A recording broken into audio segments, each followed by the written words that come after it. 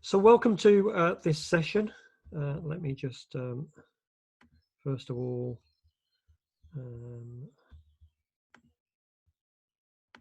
clear all the drawings off the screen so they're not there. So welcome to today's session, Managing the Matrix. So for those who don't know me, I think everybody on the call I do know. I'm Hayden. I lead Mindset Leadership with my business partner, Nicola, who's also on the call today. And we're really passionate about kind of the future of leadership and how we can help organizations make the most out of their most important resource, which is their people. So we're really passionate about supporting businesses with how they make the most from the teams that they work with. And today's session, we're really going to focus. This is we actually pulled this together on the back of a survey we did recently, where we asked people what some of the key topics that they wanted to hear more about, and this is one of them. So we're going to talk about kind of matrix systems and structures, but really what we're going to talk about today is some of the challenges of any kind of remote working.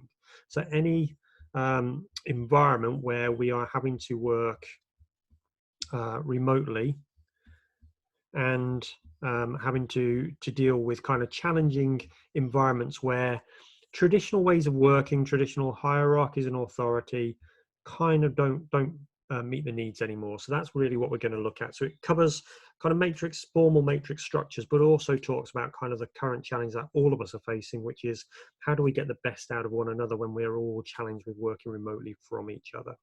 So we're going to cover a range of kind of topics as we go through. Okay, so if we think about what a matrix management, what it's all about, what it defines, there's a lovely quote from Burton Noble: "A matrix is a structure that assigns specialists from functional departments to work on one or more interdisciplinary teams that are led by project leaders." So this definition taken describes kind of the formal project-based structures that become very common in a lot of organizations. Lots of modern startups and even larger organizations have moved into this model of working. It's kind of in the belief that it enables specialism to be shared and key skills to be accessed at the point of need, rather than a bureaucratic system of the traditional hierarchy where we end up duplicating a lot of specialisms.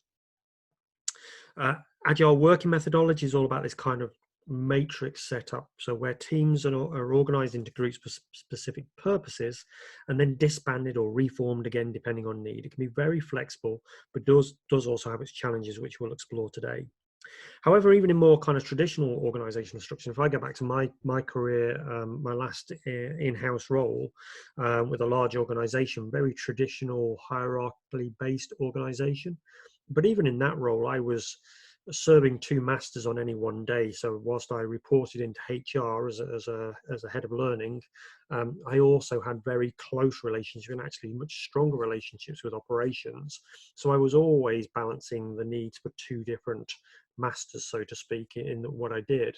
And then you layer on top of that the numerous projects you get involved in, the different work that sits outside of your functional specialism, but where you get called into and work on, and you end up having multiple priorities coming at you. So even if you're not set up in a formal matrix structure, you are likely to be dealing with matrix working as part of your working days. So it's really common, this type of working. And I guess what we're going to focus on today is kind of some of the challenges that it can create and how do we best overcome some of those challenges. So if we look at just a few kind of stats around this, research from the Fortune top 50 organizations is 95% of those have matrix structures that exist. So even in the biggest organizations on the planet, the most large-scale global operations, they all, or the majority, use some kind of matrix structure. And they are very common in modern complex multi-unit businesses. So wherever you've got geographically dispersed organizations, wherever you've got different business units, then typically you're going to find some kind of matrix structure that sits around that, whether it's a formal structure or whether it's through the practice. Stats from the Gallup Global Survey is 17% of workers have two or more formal reporting lines. So that's two separate managers that they have to report on, in effect, two masters. For many, many more, we have what we call the kind of direct reporting line and then the dotted reporting lines that you hear a lot about. And many of us have dotted reporting lines that go beyond just one person into two, maybe even three or four different individuals. And of course, that causes its own complexity. 18% of workers work across different teams daily. So nearly 1 in 5 people in the workplace are working on separate teams on a day-by-day basis. So working on different projects in different locations with different teams and having to adapt and connect to all of these different demands. And 49%, over half of us, work on different teams at least some days of the week. So matrix management, matrix operating, working kind of in remote structures without clear formal hierarchy has become the way that we work in the modern world. And of course, on the back of the current situation, we know that remote working is also here to stay. C19 has kind of made certain of that. A lot of the previous resistance to remote working has been blown out the water by the current situation where it's been enforced. And I think on the back of this, we will start to see much more of this type of working as we go forward. So the need for us to develop the skills to either manage or lead, if you are a manager and leader on this call, or to operate within these types of environments effectively is more critical than ever, and will become ever more critical because more and more organizations will shift to this way of working. So why do we do it? Why do businesses and some of the large businesses on the planet, why have they adopted this kind of working? What is it about? What's sitting behind kind of this dynamic working, obviously beyond the recent challenges of COVID-19? Well, the main reasons why businesses do it is they want to create a more aligned business. So this kind of one company ethos where everybody is working towards one goal. It helps to build integrated delivery models that improve client service. So when you can integrate your delivery and you've got all these specialisms that are not sitting in silos but are integrated into the activity, it typically will result and should result in a much more dynamic, impactful response and therefore better service to your clients. Shared resources create greater efficiency. So when we are rather than duplicating resources, when we're sharing them, it means that we can work in a much more efficient way, which of course saves costs, improves profitability, makes businesses much more efficient and much more effective. It should lead to sharing a best practice and a reduction in silos. So in most hierarchical organizations, typically they fall into this kind of silo mentality where each function or each business unit looks after itself and focuses on its own needs above the needs of others. And in that kind of protectionist attitude that is prevalent in silo working, people look inwards and just focus on selves. And you don't typically then get this kind of real learning culture that's so important and the sharing of best practice that we want to see. So that is kind of one of the other reasons why businesses move to this. How do we capture that learning and share it in the right places so everybody can be better? Of course, it builds flexibility, the ability to adapt and change to or respond to changing dynamics really quickly. Again, all of the agile working that we hear a lot about is all about this. How do we get small project teams together that can respond and react to changing dynamics really quickly without an onerous processes to make sure that we're able to adapt and respond? So that flexibility. And the outcome of this is also we develop broader people with a wider set of skills. So from my experience and always being somebody who had a very close connection with operations, I know that my skill set was broadened massively because I wasn't just ensconced within a HR function, being the order taker that some people in L&D maybe fall into that position. And because I was involved in lots and lots of different aspects of the operational side of the business and the commercial side, it broadened my experience. It meant I could offer a better service and could operate at that more strategic level. So matrix systems, when they work well, really help to broaden your skill set as individuals. And that means you can be more effective in the long run. So the key thing around matrix management, though, is matrix and being successful in this kind of matrix, remote, dispersed, geographically spread working is more about our mindset than it is about the structure itself. Too often organizations go about implementing this kind of matrix structure without changing the way that they think about authority, without changing the way that they think about how they set themselves up for success. So they change the structure, but they don't change their working practices. And they don't flip the mindset to be really focused on collaboration, engagement, removing the kind of status barriers that sometimes impact or can be legacy from hierarchical structures, and really switched into this mode of thinking.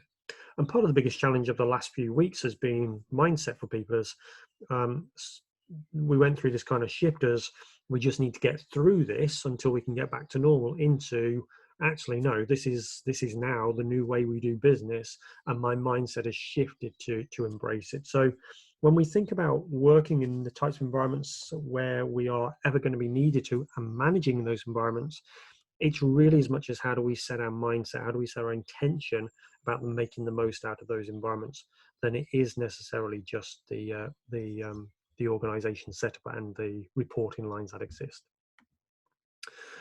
So let's have a look at some of the challenges with most matrix systems. So whilst they're set up with good intentions and we've looked at what they're trying to achieve, many fall short of that because of a number of different challenges. So I'm going to just take us through some of those challenges, and then we can start looking at how do we, in our businesses, avert these obstacles so we are successful. So the first of which is confusion. The first and probably the biggest challenge in a lot of these environments is confusion. Whether it's the fact that you have two managers and you're trying to keep them both happy, or you're working on multiple projects and each one feels like a priority, there is often a real sense of confusion. What do I do first? Where do I devote my energy? What matters most? In remote teams, you can often get bombarded with requests, and when they're delivered electronically, often each of them can feel like they've got the same level of importance to them, or they come from all of these different sources, and we don't know which one is most in need of our kind of attention first. And it can often lead to a lack of clarity about what I'm doing. And this is one of the biggest challenges in any form of remote or matrix style working. When you are reporting into two managers, and if those managers aren't necessarily aligned, we're going to talk about this later on, often the different demands of those managers or different demands of those teams can almost cause conflict. And a lot of people I talk to operate in matrix structures spend a lot of their time and therefore their energy actually just trying to work out what the priorities are rather than doing the work that sits behind the priority. So whilst they're designed to be nimble and agile and to be effective and quick to act, often the confusion that's created with a lack of clarity can sometimes mean that they are not quite as effective as they should be. And we feel like that we're constantly forced to make these choices between two competing courses of action. And that can be really draining. And it's why, again, in a lot of matrix systems, people's well-being really needs to be considered because of the demands on just this always feeling like I'm having to navigate the politics or navigate the systems to identify what's the most important thing to do. Matrix systems were actually designed to reduce bureaucracy. We've already seen that. We want to reduce kind of red tape and structures and processes and make ourselves much more efficable and much more agile in the way that we work. And remote or dynamic working is equally designed to help individuals and teams find ways to operate that enable them to be much more flexible. And yet in so many cases, people, because they've not shifted the mindset we talked about earlier, so many get wrapped up in red tape and process heavy ways of working that actually negate the benefits of what they're trying to create. So many project teams get so locked into endless meetings because everybody wants to be involved and everybody has a view and an opinion that they don't actually have time for the actions to be carried out. So you see lots of project teams almost going from meeting to meeting without really having a chance to progress anything forward because the meeting's gone forever and the work itself doesn't really get done. Even remote, people have quoted that they're spending their entire day on Zoom calls and not actually getting on with the actions from each of the call. I've been speaking to people through some of the coaching we do where They are back to back with various different meetings still, even in this remote virtual world. And no sooner as they come off one call with a list of actions, they're on to the next, and those actions just get put to one side and typically then take place in their own time, outside of hours, or in between those calls, trying to catch up as best we can. And often some of those practices can get in the way of the efficiency. So like any system, it's only as good as the disciplines that are followed when working with it. So we need to look at how do we reduce the amount of red tape and bureaucracy? How do we make the systems and adapt our systems, our ways of working, to a more matrixed, remote kind of environment, rather than stick with traditional modes of working that we may have had before. So again, the best businesses who do this, they've managed to make sure whatever process and ways of working they have work for them. There's nothing wrong with process and system, but the process and system have to work for you, not against you. And that's where it starts to feel a bit like the gentleman on the picture there, where you're wrapped up in the bureaucracy or the systems. Another challenge that we often see within these kind of matrix environments is that of accountability. Who is actually accountable for the results that need to be generated? Where does accountability sit? We often find lots of people who are responsible for actions, but who's really accountable for them? And do we really see levels of ownership within people in these systems? And again, how do I get that feeling of ownership? So we often find that accountability can fall between the cracks between teams or different parts of the system. And nobody really stands up and takes ownership for those outcomes. It's very easy for those that want to in a matrix system to kind of fly beneath the radar and not really be accountable for anything, because there's always kind of somewhere that you can point the finger or remove the focus onto other parts of the system. So within matrix systems that aren't well managed and aren't well structured, often you can get this lack of accountability, and that can sometimes lead to poor outcomes, not enough focus, maybe delays in deadlines being hit. So it can be some of the challenges that exist. Again, when it's working well, when the matrix systems are really well operated, really well structured with great alignment, they can be much more nimble, much more effective, can deliver to exacting demands on time and to a really great quality. But it's about how do we set them up so they work effectively, as opposed to how do we set them up so they're not as effective. One of the other things we see within these types of structures is the need to influence without authority. So linked to our earlier point, when there is a lack of clarity and we sometimes have two bosses or more, or two or three strands that we're working on, it can often be that there is a need to engage people who don't work for us, and the authority of their boss takes precedence. So you might be in a situation where you have been, you require somebody in your project team to do a task, and you really need their support, but they're being challenged by their own boss who has authority over them because they report into them, and they're not able to devote any time to you. So again, we get this constant conflict between demands on people's times, and when status and ego comes into it, which it can often do, ultimately we're human beings at the end of the day, and sometimes that can be at play no matter how we have the structure, you see this kind of trading off of power dynamics taking place as to who's got that resource. For us to be really effective in a matrix system, we really need to harness the benefits of influence. How do we go about influencing people without that authority? How do we go about encouraging and engaging with people so that we get their support and their buy-in for what we're trying to do? And a lot of time in matrix structures is all about building those really strong relationships. I'm going to talk about that a little bit later on, so that we are able to influence people to get the resources that we need and to create those networks that we're looking at. So we're going to talk, say a little bit more about this as we go through. So it's that real challenge.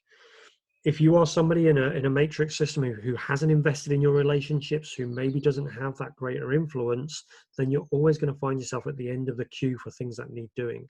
You're going to find yourself last in line for some of the support and help you're going to need, which is going to cause your projects delays and restrictions in terms of getting things done. So our ability to really focus on what we call in Micro Leadership Online, our new course that we're starting soon, what we really talk about is this habit of be a connector, and how do we engage and connect and build really strong relationships.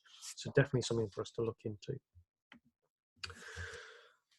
So often the very reason for shifting to a matrix structure is this concept called VUCA, from really kind of coined in the military, but this volatility, uncertainty, complexity, and ambiguity that often happens in modern businesses, particularly multifaceted, multi-business unit operations.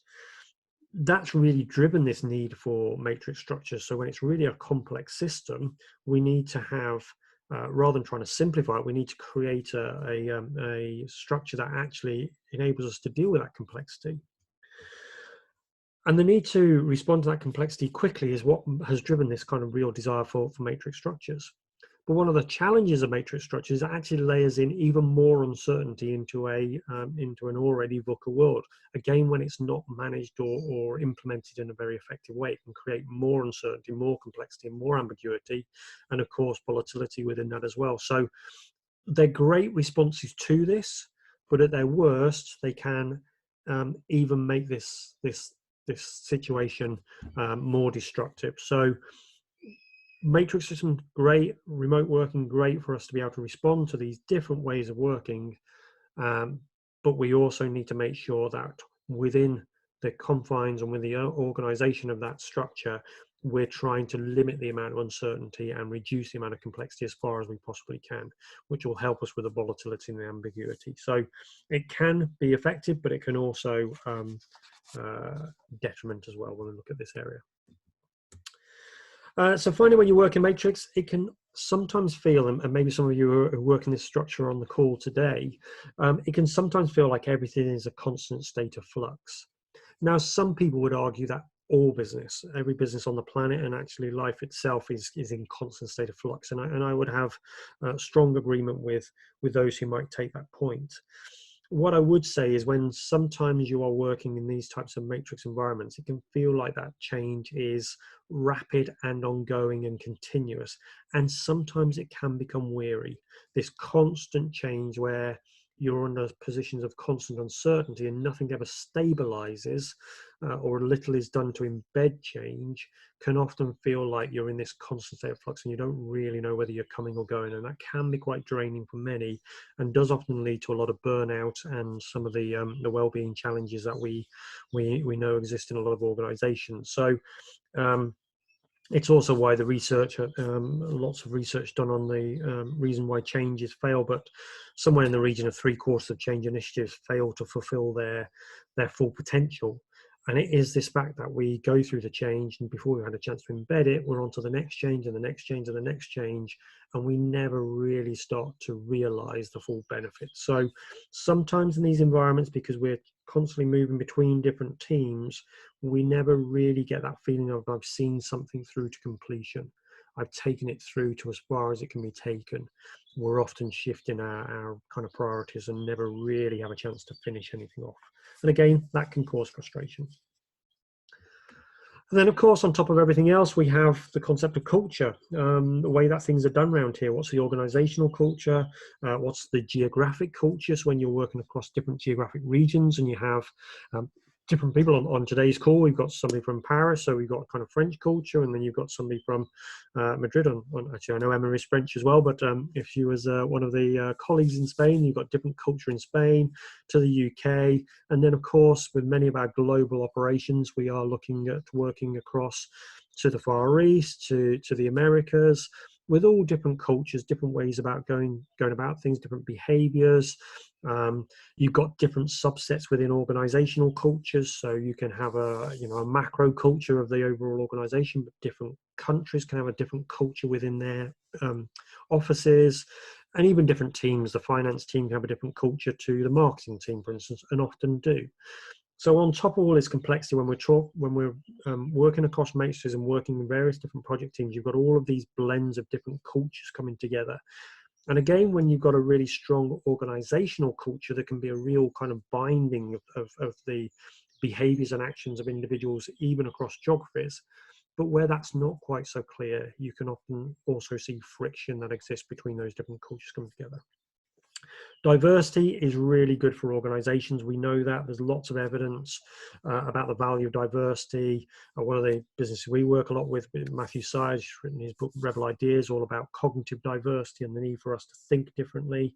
So this friction that you sometimes get can be hugely valuable, but it also needs managing in a way that doesn't derail projects or activities, because sometimes that can overplay what we're actually trying to achieve. So those are many of the challenges that each of us and many on the call may be facing in your particular roles or businesses. So let's start having a look at some of the things that we can do about it. Actually, just before we do that, I'm just going to pull up a poll. So just want you to kind of click on which of the challenges that we faced are the ones that you suffer with most. So you can tick all that apply. You can tick all of them if you want to, but just go through and click what are the ones that you find the biggest challenges for you in your organization. So just on the poll there, you should hopefully see it on the screen. I'll ask you all to just to put your votes on as to which ones you find most challenging. So I'll just give a few more minutes for a few more people just to get on and place their votes.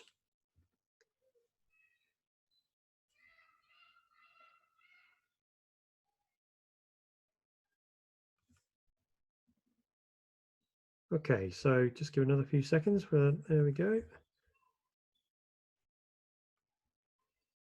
Okay, so we'll share the results with you, so hopefully you can see those. So it looks like things such as confusion, authority trumping influence, the increasing level of complexity and unrealized change that never gets fully embedded are kind of the key ones that outweigh the other ones within our kind of small poll that we've just done. So thank you for that. And absolutely, if I was to look at these, those are the ones that typically really stand out most when I go into organizations that I work with. So thank you for sharing your insights there.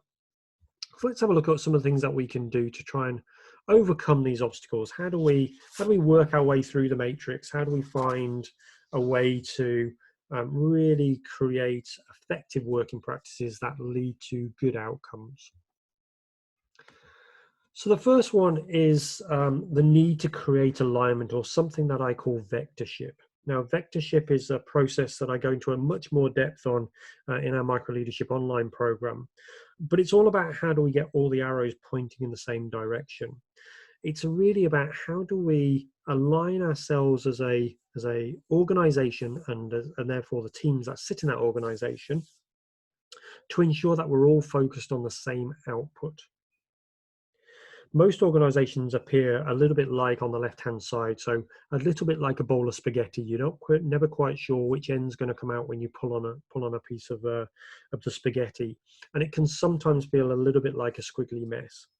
And for matrix structures to work, we need to be closer to the right-hand model, because for matrix in their complexity, we need to have some real clarity about the direction that we're going on. Because if you haven't got that, if you've got the arrows working a little bit like the left-hand side of this particular image that we're seeing there, then what you find is in that matrix, it gets pulled all out of shape because we don't really know where we're going. And again, you've got this confusion that's caused.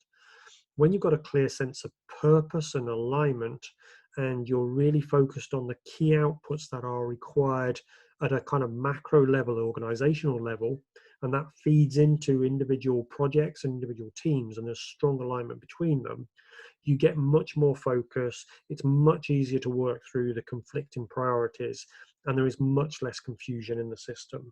So for those who label kind of authority and influence, again, this is where that comes at play. If you're on the left-hand model, the people who shout loudest, who have the most authority, will get that way, and that may not always be aligned behind the overall direction that you're trying to go to. Whereas if you've got a system where everybody is absolutely brought into the end destination, then different authority levels don't matter because we're all working towards the same goal. So that can be very, very important need. So it's a very clear way of doing this that we work with leaders create. It's a lot to do with culture. It's a lot to do with systems of practice and how they're used. One of the key ingredients is the development of a shared vision, something that everybody buys into. This is why purpose-driven organizations, and you've heard a lot about purpose-driven organizations over the last few years, but it's why, on the back of Simon Sinek's Golden Circles, for instance, having why at the heart, it's why so much having this real understanding of our purpose. So when organizations have an overriding purpose that sits above all of the individual tasks and is something to do that sits outside of the organization, something around serving the planet or serving the clients, or something that sits outside of just the organization itself, you typically find a much stronger sense of alignment, because people will naturally align themselves behind this purpose because they buy into it and they believe in it. When I believe into something, I'll align my views towards getting to it. And that means you create this kind of magnetic effect where we bring all the arrows together. Without this alignment, all forms of remote working or matrix management are going to be suboptimal. If you are operating the left-hand model, you can see how inefficient that is. And that means it takes longer to do things and you have this confusion that's caused. So clear vision and an articulation of a clear vision. If you're thinking about this for your own teams and you're working across remote teams currently, or you may be working in a matrix, but kind of at the head of part of that matrix, then your clarity of vision is really important. So taking the organizational purpose and then translating that into a vision for your business unit or your team, and making sure that really is clear and aligned to the overall organization purpose is what's really critical. And everybody needs to understand that, and everybody needs to buy into that. And of course, if we want to get people to buy into it, we need to be willing to collaborate and discuss and to articulate and be really transparent with that, which brings us on to our next point. So the next thing we need is real clarity. We need to have a clear sense of direction. So once we've got our vision and our purpose, we need a clear sense of direction of what is expected, both in the kind of medium term, but also in the immediate horizon. What are the things that we need to be doing today that's going to move us closer towards our vision or our goal or our objective? Clarity requires transparency and openness. So we have to create transparent communication and keep everyone informed. One of the challenges we find within the matrix is the fact that there is this lack of transparency. People get party to information at different times. And again, when people don't have the right mindset, aren't working collaboratively, we find people protecting information to secure their kind of status. And when that happens in a matrix organization, it really does put roadblocks up against the progress of that particular team. So transparency and openness, open sharing of information, this kind of egalitarian approach to things where nobody is more important than somebody else and we all are looking to work together towards the same goal is really important. Confusion needs to be eradicated as much as possible and addressed when it does arise. So when we start to see people having different perspectives of things or confused, rather than dismissing or sweeping under the carpet, we need to face into that confusion, understand where it's come from, and help work through to this place of clarity. So it's really important that the communication within is open. And for those who came onto our listening webinar, then of course the importance of really tuning in and genuinely listening to people is critical if we're talking about making this work. The other thing that we need to have in place for matrix structures to work, and one of the real challenges of it, is this sense of continuity. So often in a matrix, you're likely to see some changes in personnel happen more frequently because people move between different parts of the system quite freely, and it's not uncommon for senior roles to change frequently, rotations to happen, different projects to come into the fore and move out of the fore. So it's this kind of constantly dynamic, fluid approach to organization. And the challenge within that is it can sometimes detriment continuity. So when you've got somebody coming in and a change in this matrix structure, if they're not working towards the same overall or overarching goal as previously, you can often find that we end up kind of lurching from one side to another and going to different aspects. As the new leader comes in, they draw the attention away to something that was on their agenda, and all of the work that was done from before gets left and lost and doesn't really help filter through. In great matrix structures, when a change of leadership happens, it doesn't actually matter. So whilst the individual will bring in their own kind of personality and their own style to things, the fundamental actions and behaviors of the teams and the way that they're organized and what they're pointed towards doesn't change, because everybody in the organization is aligned to the same overall purpose and goals. And therefore you don't get this constant changing of direction that can sometimes happen. So in great systems, there's real continuity, real clarity, and everybody is focused on the end goal. And the fact that changes and the way that we operate and some of the times that we invest in our time and our energy doesn't really matter too much, because whilst we'll work on these different projects, we know it's all aligned towards an overarching goal or progress, or we can see how it contributes towards what we're trying to achieve. And that's how some of the greatest matrix organizations work. If you want an example of one, a great business that works in this way is Gore Industries, who kind of manufacture Gore-Tex and other chemicals. The way that they're set up in their practices, real matrix structure, no formal hierarchy, working in 150 maximum kind of operational units, and teams are put together and disbanded based on needs at any one moment in time. But they've all got this shared goal around innovation, progression, moving things forward, and there is this kind of absence of hierarchy that exists. Great example if you want to do some research on types of organizations that do this well. The other thing you need is consistency. So whilst continuity is really important, we also need consistency. So when you're in a volatile and uncertain system, every step that you can take, every step that you can take that creates certainty, is help, and anything that is consistent can help. So this is why being consistent with systems and behaviors is so critical. So whilst we might be adapting and we need to flex and adjust team sizes and where we're putting our focus at any moment in time to be agile enough, we need to be consistent in the way that we go about doing things and the behaviors that we act with.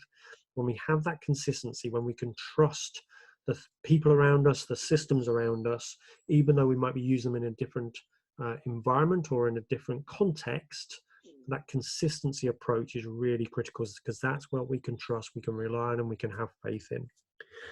Keeping as much routine or having set ways of working keep you heading in the right direction. Again, when we are challenged at the moment with this working remotely, which is different from where we may have been working previously, often the more consistency in the way that we go about things to what we would be doing if we were sat in an office next to each other, as much as we can, the better. So if it is that you were to normally have a regular catch-up meeting, keep those catch-up meetings happening, but just do them in a different way, obviously virtually. So whatever consistency you can put in, really important. Also important within matrix systems is consistency of communication. So ensuring that if a message is delivered by one part of the system, the same message will be delivered by a different part of the system.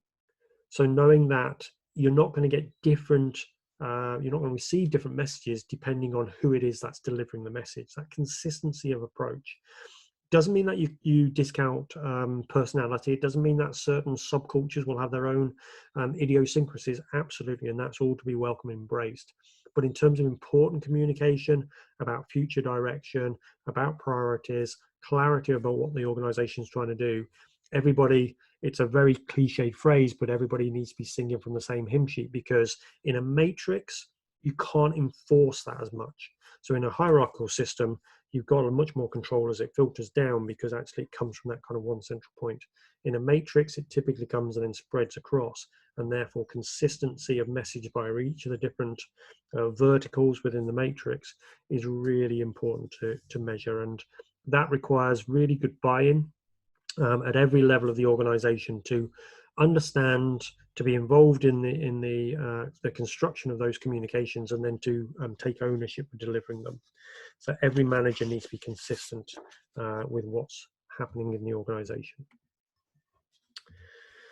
It's critical for us to make this work, to get the right kind of people in place. So you have to select a team that can thrive in a world where there is some uncertainty and flexibility. So many people love this environment, love the ambiguity of working in complex systems, complex environments. But some people really struggle with it. Some people are really put off by it. So we need to be actively looking. And again, as we're shifting our models of the way we work, we want to be actively looking for the behaviors of people who can cope with ambiguity. If you know, if somebody needs high levels of structure in their ways of working, and you know you operate in a highly unstructured with higher levels of ambiguity, they might have great skills, but those skills may not be optimized within your environment. So ensuring that you've got the right people that you're bringing into your organization. Equally important if you're thinking about promoting to managers, or you're looking at your team and you're thinking about who do I have in my own team leaders. Are you selecting for just their level of experience, or actually are you looking for their aptitude to cope and thrive in an environment that has ambiguity? So it really needs to feed through everything that we do, including the way that we go about selection and internal promotion within our teams. How can we look for people who've got that ability to thrive? And of course, it's not just about bringing people in. We need to help people who are already in our organization. So again, in the current situation, working remotely, how do we help people to step into that? But also as we start to look at setting up different project teams or working across kind of matrix organizations, how are we helping develop people's aptitudes to do that? And really, we need to be able to help in three kind of core areas for people. The one of which, and this often gets missed, is how do we help people really understand the shared vision of the organization? So if you've got a vision that's been articulated, how do we get everybody within the business to really kind of soak in that shared vision so they thoroughly understand what it means, not just at an organizational level, but also what it means to them?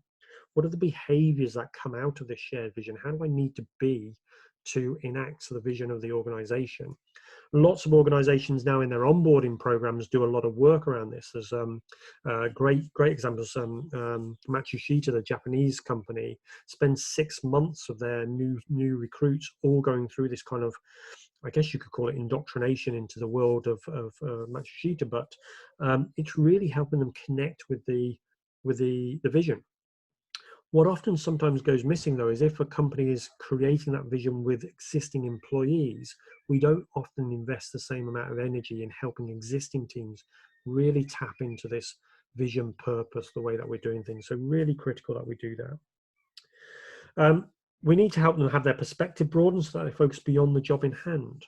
It's really easy for individual contributors to get so focused on the need for them to do their tasks that they lose sight of how those tasks connect to everything else. So helping people not just with the skills to do their job, but also the skills to understand how what they are doing connects with the wider piece, that they are just one piece in the jigsaw, and what's the wider jigsaw need to look like, the overall vision, but actually how do all the different elements interconnect as well. So the blinkers have to be removed, and the need to operate in a collaborative way has to outweigh the needs to get stuff done. So we want to have high performing teams who are able to knock out lots of high quality work in a shorter space of time, but that can't come at the expense of collaboration. We need to make sure that we are operating in a system and a structure that encourages collaboration, not at the to help us to deliver high levels of outputs, and not have collaboration be kind of put to one side when the pressure is on to deliver. And the third area is network, helping your team fully understand who is who, where to go, and whatever they need to help them. This connecting them into the network is a critical part of making the matrix work. And again, it's often where we see in some organizations that status takes over, where people protect their relationships and become kind of this gatekeeper to different people, and that can sometimes have a negative impact on the flow of information around organizations. We see this a lot with people who are who want to be the smartest person in the room, and they really kind of protect their knowledge and understanding a lot, and that can sometimes jeopardize the whole efficiency of the system. And then finally, within a matrix, and this is a really important point for kind of long-term progression, is we need to make sure that we're consciously tapping into all of our teams and focus on the importance of career management. It's really easy within a matrix structure for individuals to get lost. So we talked about accountability earlier, which is kind of the negative side of that, but also in this area, it means that people's individual career progressions can sometimes get lost.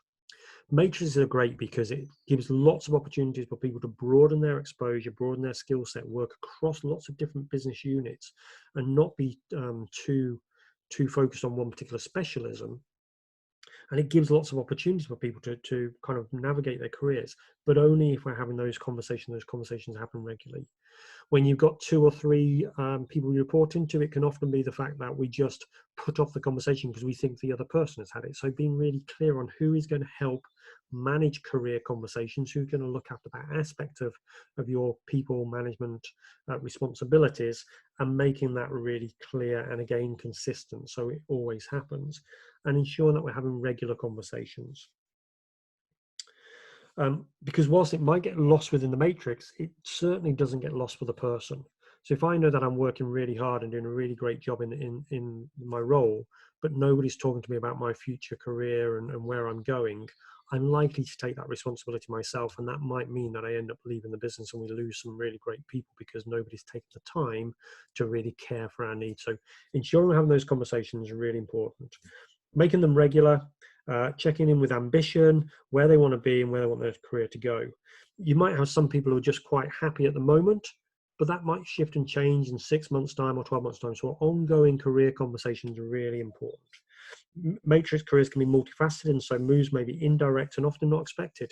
You might have somebody who is working currently, let's say my background in an L&D function, and they have been kind of pursuing a career in L&D, and all of a sudden through some work they do, they get a real passion for something else, and they may want their career to go in a slightly different direction from L&D and move into a different avenue.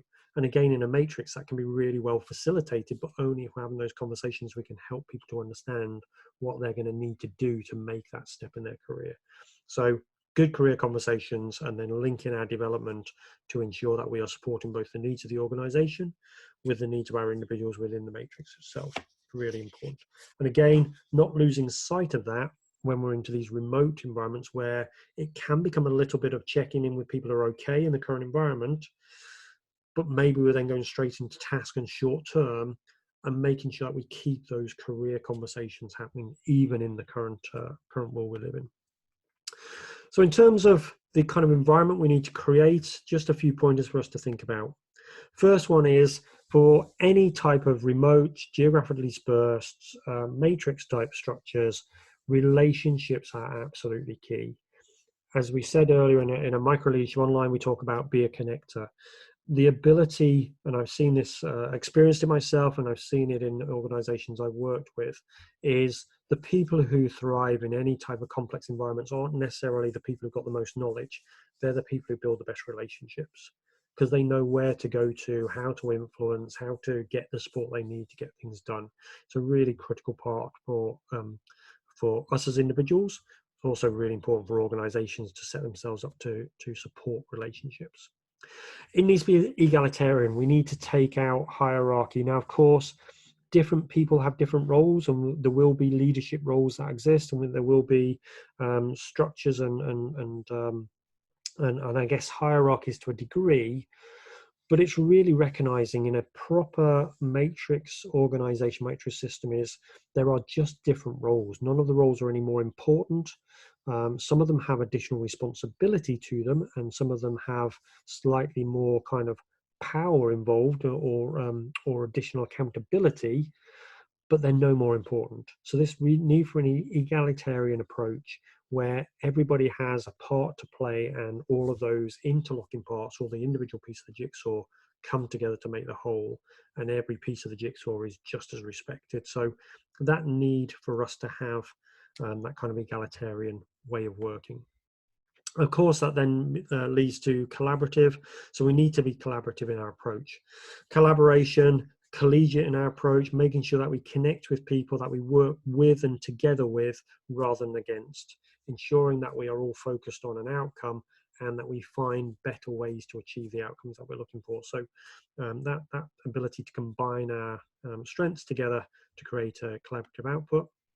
I talked about transparency earlier and clarity, but we need to have open communication, transparency. People need to be able to ask whatever they need to ask. We need to not protect information or remove as much protection of information as we can. We need to trust people. We need to create an environment where people feel empowered with information and trusted with the information that we give them. So again, as much transparency as we can. And then, of course, we've talked about this earlier, but this connection to a purpose, people need to feel that whatever they're doing is connected to something bigger, and they understand the overall drive or direction of the organization and this sense of purpose that exists.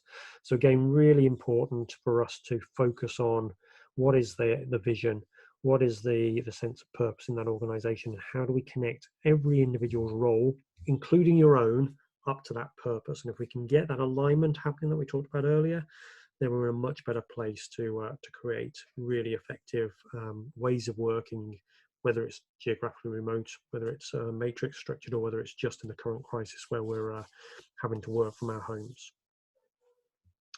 So we will go through a lot more of these topics. You'll have seen us talking about micro leadership online. So I would encourage you to, if you found this interesting, go and check that out.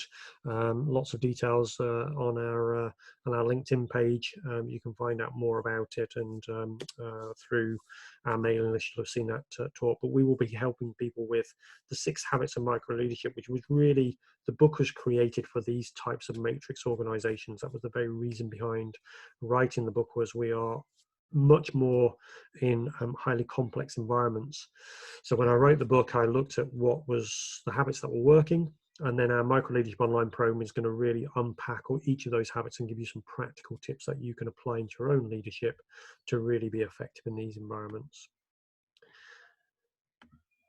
And so I'll just call up to see if anybody has any questions that they might want to ask on the back of what we've shared today. So again, if you want to use the chat function, you can just ask me any questions, or you can go to the Q&A and we can take them. So does anybody have any questions that they might want to ask about today's session or anything that I've shared?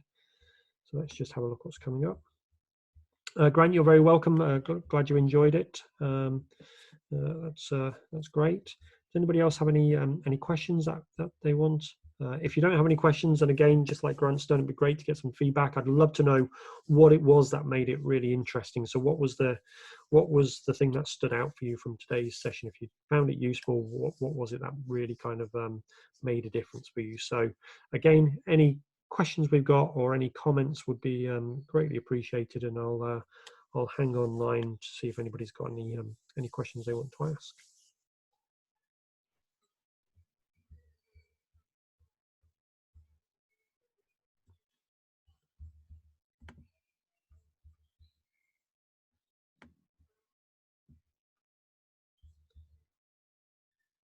So I'll just give a couple of minutes again. If there's anything or anybody wants to ask about, then please go over onto the chat function.